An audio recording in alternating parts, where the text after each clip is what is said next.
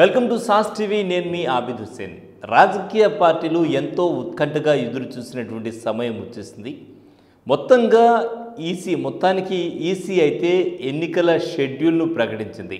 అసలు ఏంటి ఎన్నికల షెడ్యూల్, ఎప్పటి నుంచి ఎన్నికలు జరగబోతున్నాయి ఏంటి అనేది ఒకసారి చూస్తే మొత్తంగా ఆసక్తికరంగా మారింది. మొత్తానికి లోక్సభతో పాటు 4 రాష్ట్రాల అసెంబ్లీ ఎన్నికలకు సంబంధించి షెడ్యూల్ను ఈసీ విడుదల చేసింది. ఆంధ్రప్రదేశ్లో ఎన్నికలు ఎప్పుడు జరుగుతాయి అనేది ముందుగా చూసుకుందాం.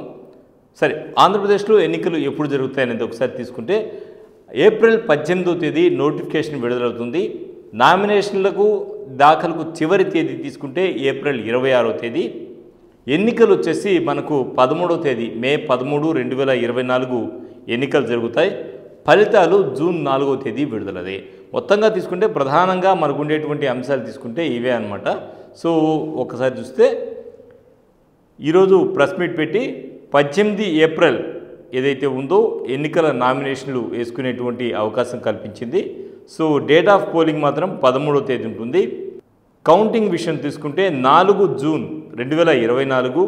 సో మొత్తానికి 6 జూన్ 2024 లోపల ఎన్నికల ప్రక్రియ పూర్తి కావాలి అనేది ఈసీ ఇచ్చినటువంటి క్లుప్తంగా, అంటే ఈసీ ప్రకటించినటువంటి జాబితాలో క్లుప్తంగా ఉండేటువంటి అంశం అన్నమాట.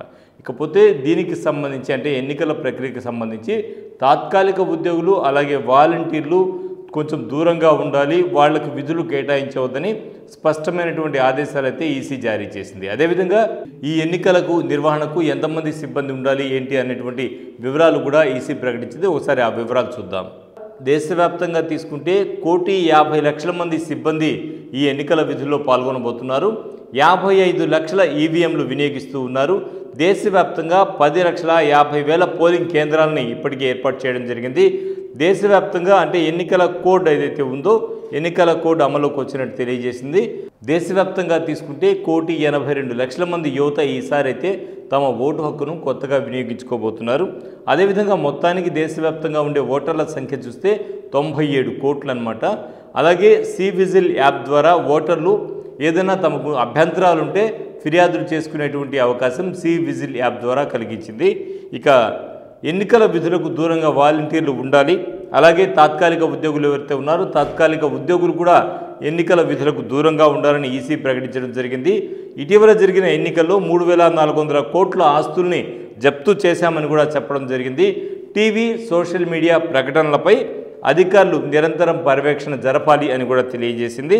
ప్రలోభాలు, కానుకలు అడ్డుకునేందుకు ప్రత్యేకమైనటువంటి ఏర్పాట్లు చేయడం జరిగిందని చెప్పారు. సో మొత్తానికి ఓవరాల్గా ఇదనమాట. ఒక ఎన్నికలు జరిగే తేదీ అయితే 13 మే 2024, ఫలితాలు జూన్ 4.